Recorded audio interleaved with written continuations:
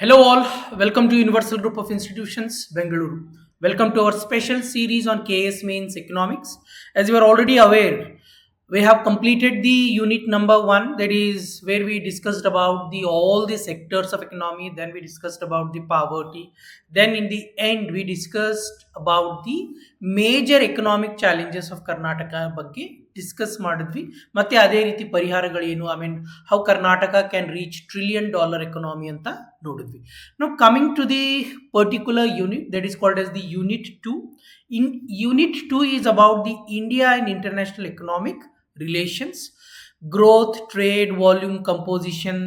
It is more about the foreign trade policy, foreign capital.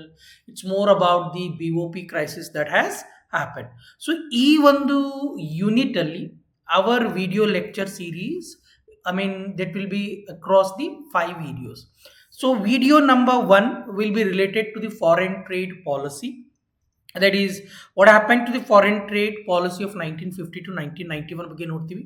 ಆಮೇಲೆ 1991 ಮತ್ತೆ ದಿಂದ ಹಿಡಿದು 2024ರವರೆಗೆ ಹೇಗೆ ನಮ್ಮ ಫಾರಿನ್ ಟ್ರೇಡ್ ಪಾಲಿಸಿ ಇದೆ, ಮತ್ತೆ ಕೆಲವೊಂದು ಚಾಲೆಂಜಸ್ ಏನಿದೆ, ಆಪರ್ಚುನಿಟೀಸ್ ಏನಿದೆ, we are going to look at the current status of foreign trade as well. ಅದಾದಮೇಲೆ what is the role of foreign capital, what is the significance, again what are some of the risks and the trends associated with the foreign capital. ಮತ್ತೆ fourth one happens to be the BOP and the reasons, and ಕೊನೆಯಲ್ಲಿ that is the Karnataka exports overview and initiative. ಈ ಒಂದು ನೀವು unit ಅನ್ನು ನೋಡಿದಾಗ ಈ unit ಅಲ್ಲಿ there have been 4 questions that have been already asked. ಒಂದು ಬ್ಯಾಲೆನ್ಸ್ ಆಫ್ ಪೇಮೆಂಟ್ 50ರಿಂದ 2005ರವರೆಗೆ ಹೇಗಿತ್ತು, ಮತ್ತೆ ಟ್ರೇಡ್ ಪಾಲಿಸಿನ ಕ್ರಿಟಿಕಲಿ ಇವ್ಯಾಲ್ಯುಯೇಟ್ ಮಾಡಿ ಅಂತ ಕೇಳ್ತಾ ಇದ್ದಾರೆ over all, and enumerate the effect of depreciation of rupee ಬಗ್ಗೆ ಕೇಳ್ತಾ ಇದ್ದಾರೆ against the dollar. And so ಅಂದರೆ ಬ್ಯಾಲೆನ್ಸ್ ಆಫ್ ಪೇಮೆಂಟ್ ಮೇಲಿನ 2 ಪ್ರಶ್ನೆ ಈಗಾಗಲೇ ಬಂದಿದೆ. ಒಂದು ಪ್ರಶ್ನೆ ದ ಫಾರಿನ್ ಟ್ರೇಡ್ ಪಾಲಿಸಿ ಮೇಲೆ ಇದೆ, ಇನ್ನೊಂದು that happens to be the exports of Karnataka. That means ಇಲ್ಲಿವರೆಗೂ ಫಾರಿನ್ ಕ್ಯಾಪಿಟಲ್ ಸಿಗ್ನಿಫಿಕೆನ್ಸ್ ರೋಲ್ ಮೇಲೆ ಪ್ರಶ್ನೆ ಬಂದಿಲ್ಲ. ಸೊ ಈ ಬಾರಿ ಫಾರಿನ್ ಕ್ಯಾಪಿಟಲ್ ಮೇಲೆ ಪ್ರಶ್ನೆ ಬರುವಂಥ ಸಾಧ್ಯತೆಗಳು ಹೆಚ್ಚಿದ್ದಾವೆ. So moving to the today's lecture about the foreign trade policy 1950 to 1951. ಮತ್ತೊಮ್ಮೆ ಎಲ್ರಿಗೂ ಸ್ವಾಗತ. ಸೊ ಇಲ್ಲಿ ಏನು ಓದೋಣ, first one happens to be the foreign trade. What you mean by foreign trade? ನೋಡಿ, foreign trade is all about the export and import, as well as it's all about the movement of capital in and out of India. This is what we call it as the foreign trade. It's about the exchange of goods, that is, it's all about the exchange of services, import and export of goods and services, as well as it is about the movement of capital, that is, capital coming into India and capital flying out of India is known as the foreign capital. So what is the significance of the foreign trade? The first important significance of the foreign, ನೀವು ನೋಡಿದ್ರೆ ಮೊದಲ significance, it's about the economic growth. Foreign trade and economic growth are interrelated with each other. ಒಂದು simple ನೋಡಿ, if we start exporting the goods, export ಮಾಡ್ತಾ ಇದೀವಿ ಅಂತ ತಿಳ್ಕೊಳ್ಳೋಣ. Goods ಅನ್ನ ಎಕ್ಸ್ಪೋರ್ಟ್ ಮಾಡಬೇಕು ಅಂದ್ರೆ industry has to set up, or industry has to expand. Industry expand ಆಗುತ್ತೆ ಅಂದ್ರೆ what it is going to create? It is going to create the jobs. So this is the reason I said economic growth for the first significance. Second, market expansion. Nodi, now once we start exporting, we will be able to access a different markets apart from ನಮ್ಮ domestic market allade, ಸ್ಥಳೀಯ ಮಾರುಕಟ್ಟೆ allade, we are going to access the different markets of the nations. So market expansion will happen for our goods. Next, resource optimization is another important advantage of the foreign trade. ನೋಡಿ, ಯಾವ ಒಂದು ಕಚ್ಚಾ ವಸ್ತುಗಳು that is readily available, we are going to export such goods. Now look at the agri exports, or look at the, on the bank of the engineering talent, India is one of the leading service exporter. So resource optimization happens. That means ಸಂಪನ್ಮೂಲಗಳ ಸದ್ಬಳಕೆ ಆಗುತ್ತೆ with related to the foreign trade. The next one, technology and skill transfer. ನಾನು ಹೇಳಿದೆ, it's all about foreign trade is all about, it's also about the movement of capital, it is also about the movement of technology. So ನಮ್ಮಲ್ಲಿ, I mean, if we start accessing the better technology, that is going to enhance the skills of the local population. So again, improved standard of living. Nodi, we as a population, as the domestic population, we will be exposed to a different kind of a products. Now, whichever product which happens to be cheap, whichever product which happens to be the best product, we will be able to access such products. So anta ಒಂದು ಏನು ಕಡಿಮೆ ದರದಲ್ಲಿ ಶ್ರೇಷ್ಠ ಅಥವಾ ಗುಣಮಟ್ಟದ ವಸ್ತುಗಳನ್ನು access ಮಾಡುವುದರಿಂದ what happens to our standard of living is going to increase. Diversification of risk. What I mean by diversification of risk ಅಂದರೆ, ನೋಡಿ, ಸ್ಥಳೀಯ ಮಾರುಕಟ್ಟೆಯಲ್ಲಿ ಒಂದು ವೇಳೆ ಏನಾದರೂ ಡಿಮಾಂಡ್ ಕಡಿಮೆ ಆಗ್ತಾ ಇದ್ದರೆ ಅಂಥ ಸಮಯದಲ್ಲಿ ವಸ್ತುಗಳನ್ನು ಎಕ್ಸ್ಪೋರ್ಟ್ ಮಾಡೋ ಮೂಲಕ ನಾವು ಆದಾಯವನ್ನು ಗಳಿಸಬಹುದು. ಇಲ್ಲ ಅಂತಂದರೆ, let's say we are exporting to the US and US is experiencing economic slowness, we can think of the other alternatives. That is what we call it as diversification of risk. Next one is the foreign exchange earning. The more and more we export, we are going to earn the dollars. So world ಅಂದರೆ ಹಲವಾರು ದೇಶಗಳೊಂದಿಗೆ ವ್ಯಾಪಾರದ ಸಂಬಂಧಗಳು ಇರುವುದರಿಂದ ಏನಾಗುತ್ತೆ, ನಮ್ಮ ನಡುವೆ ಇರುವಂತಹ ಸಂಬಂಧಗಳು ಕೂಡ ಇಂಪ್ರೂವ್ ಆಗುತ್ತವೆ. So this is about, so ಏನು ಕಲ್ತ್ವಿ, what exactly you mean by foreign trade and what is the significance of foreign trade ಅಂತ ನಾವು ನೋಡಿದ್ವಿ. So this will be also given in our feedback, I mean ಲಿಂಕಲ್ಲೇ ಹಾಕಿರ್ತೀವಿ, the notes which we can download as well.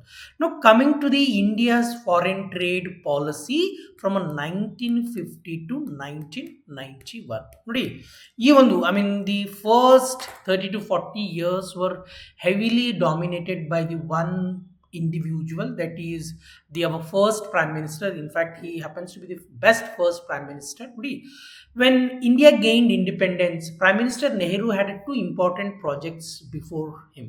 One, the political project, and another one happens to be the economic project.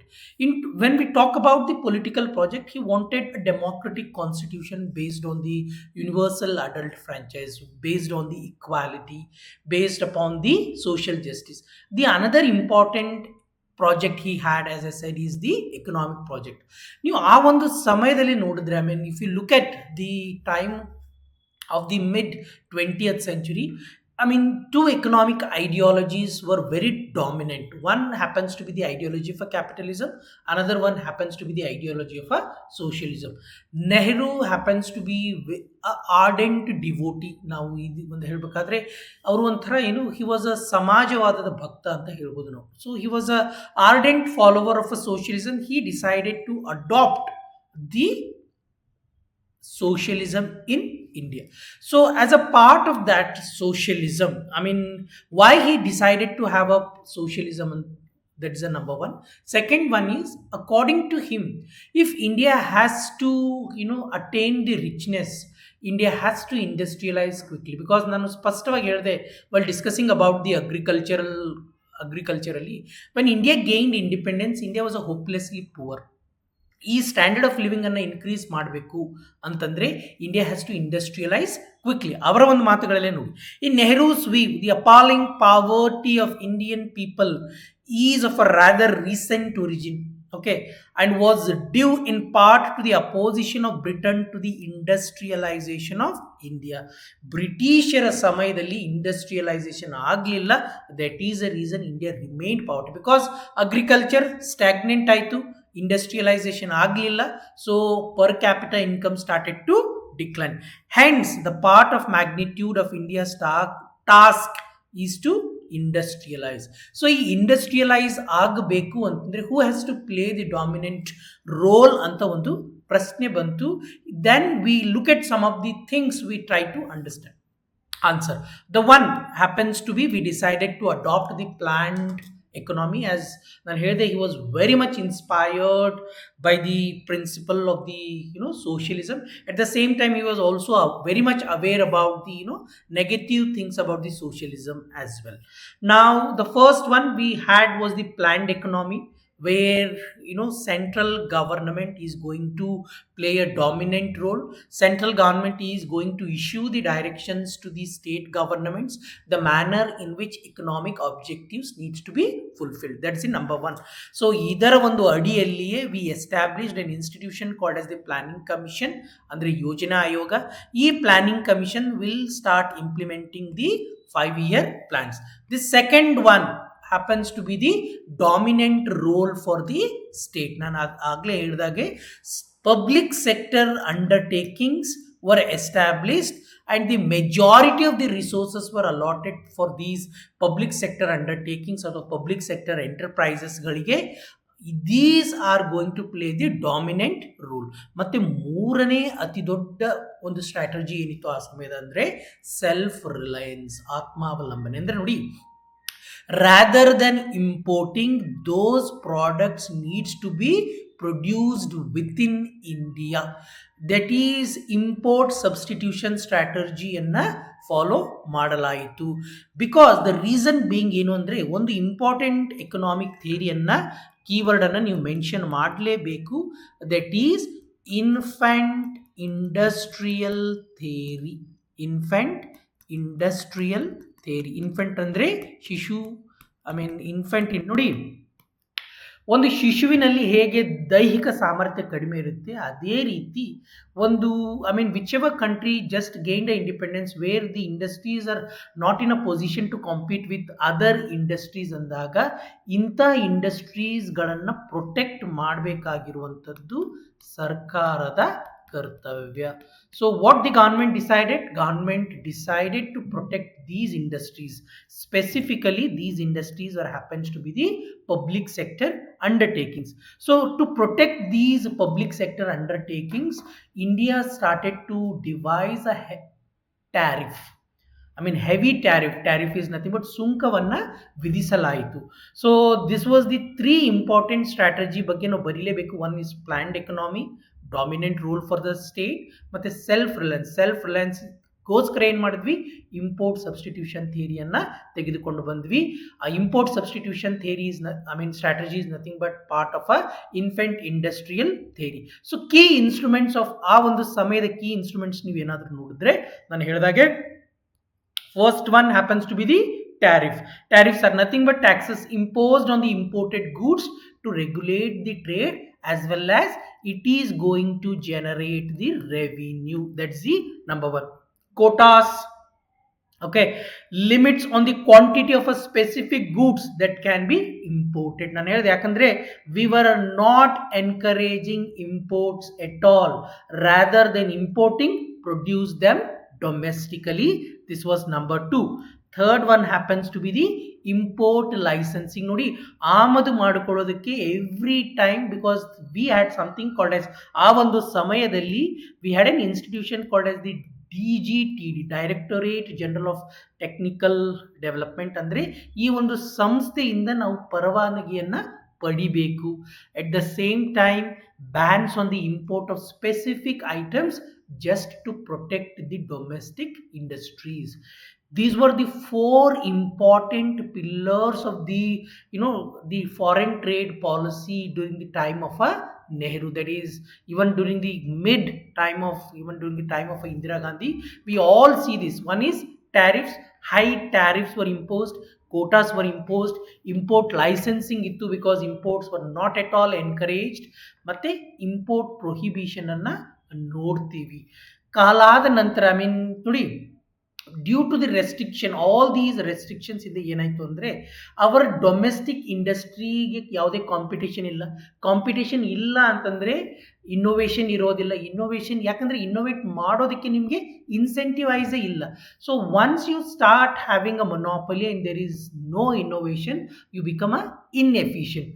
So ಈ inefficient ಆದಮೇಲೆ ಸರ್ಕಾರದ financial position ನೀವು ನೋಡಿದಾಗ it starts to become the weak.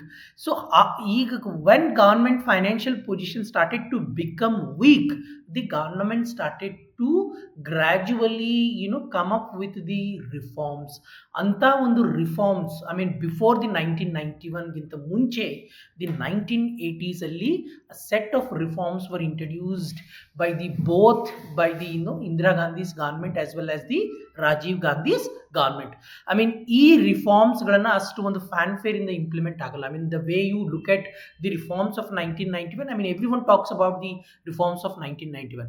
So 1991ಗಿಂತ ಮುಂಚೆ ಕೂಡ ನಾವು ಆರ್ಥಿಕ ಸುಧಾರಣೆಗಳನ್ನ ತಂದಿದ್ದೀವಿ 80ರ ದಶಕದಲ್ಲಿ. ಬಟ್ ಅದಕ್ಕೋಸ್ಕರನೇ ಹೆಚ್ಚು ರಿಕಗ್ನೈಸ್ ಆಗದೆ ಇರೋದ್ರಿಂದ we sometimes called it as liberalisation in stealth. ಅಂದರೆ so look at the some of the reforms that we done. The first one that happened was the expansion of OGL list. OGL is nothing but Open General License List. ಅಂದರೆ ಈ list ಅಲ್ಲಿ ಯಾವುದೇ ಒಂದು subject ಇದ್ರೆ ಅಂತ ಒಂದು goods ಅನ್ನ import ಮಾಡೋದಕ್ಕೆ ಅಥವಾ ಎಕ್ಸ್ಪೋರ್ಟ್ ಮಾಡೋದಕ್ಕೆ ಯಾವುದೇ ರೀತಿಯಾದಂಥ ಪರವಾನಗಿ ಬೇಕಿಲ್ಲ. ಸೊ ಈ OGL ಲಿಸ್ಟ್ ಅನ್ನ ವಿ ಸ್ಟಾರ್ಟೆಡ್ ಟು ಎಕ್ಸ್ಪಾಂಡ್. ಅಂದರೆ ಸರ್ಕಾರದ ನಿಯಂತ್ರಣ ಏನಾಗ್ತಾ ಇದೆ, ಕಡಿಮೆ ಆಗ್ತಾ ಇದೆ. That is number one. Decline in canalised imports.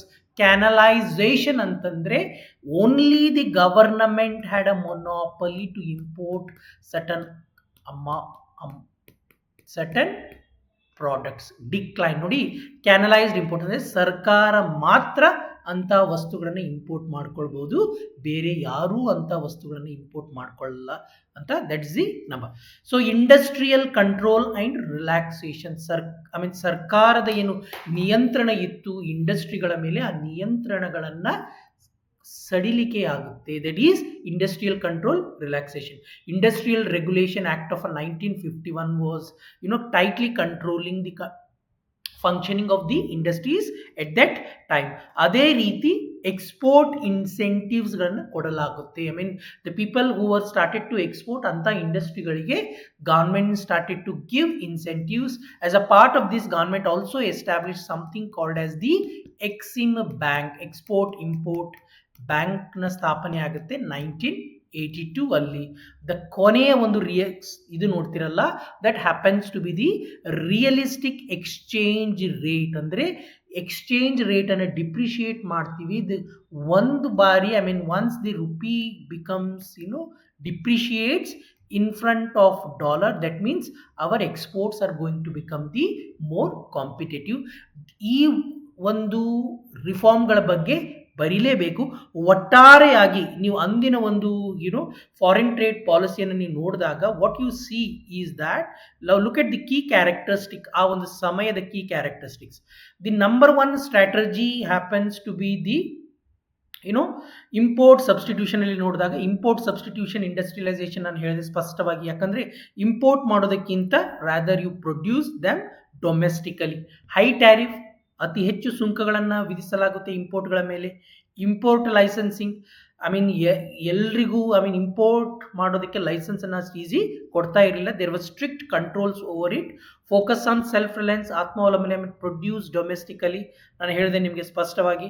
ಅದೇ ರೀತಿ ಎಕ್ಸ್ಪೋರ್ಟ್ಗಳನ್ನು ಡಿಸ್ಇನ್ಸೆಂಟಿವೈಸ್. ನೋಡಿ, ನಾನು ಹೇಳಿದೆ ಇಂಪೋರ್ಟ್ ಸಬ್ಸ್ಟಿಟ್ಯೂಷನ್ ಸ್ಟ್ರಾಟಜಿಯೊಂದಿಗೆ ನಾವು ಎಕ್ಸ್ಪೋರ್ಟನ್ನು ಎನ್ಕರೇಜ್ ಮಾಡಬೇಕು ಅಂತ we had this idea. But import ಸ್ಟ್ರಾಟಜಿಗೆ ಅತಿ ಹೆಚ್ಚು ಮಹತ್ವ ಸಿಕ್ತು, not for the exports. Foreign exchange control tightly control ಮಾಡ್ತಾ ಇದ್ವಿ ಫಾರಿನ್ ಎಕ್ಸ್ಚೇಂಜ್ ಅನ್ನ. We had something called as the fair of foreign exchange control act. That was happens to be very draconian law. Okay, ಅದೇ ರೀತಿ ನೀವು ನೋಡ್ತಿರಲ್ಲ limited foreign investment ಆ ಒಂದು ಸಮಯದಲ್ಲಿ ಆಗಲಿಲ್ಲ.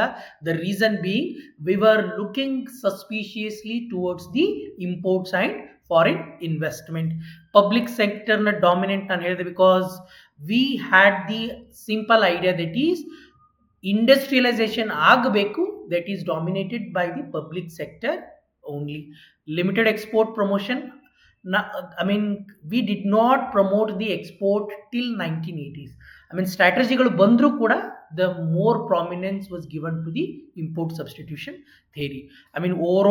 ಓವರ್ ವ್ಯಾಲ್ಯೂ ಎಕ್ಸ್ಚೇಂಜ್ ರೇಟ್ ಪ್ರಾರಂಭದ ಹಂತದಲ್ಲಿ. This is These are some of the key characteristics of the India's trade policy from a 1950 to 1981. That's it in this particular video session. Do like and share this particular video. I mean, if you have any concern, ನಿಮ್ಗೆ ಏನಾದರೂ doubt ಇದ್ದಲ್ಲಿ, do let us know in the comment section. Thank you. Keep watching our channel. Thank you.